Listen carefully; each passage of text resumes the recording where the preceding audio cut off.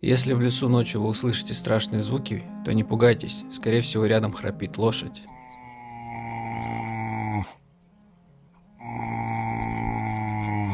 А вот так в джунглях Вьетнама словно зомби храпят свиньи, когда спят.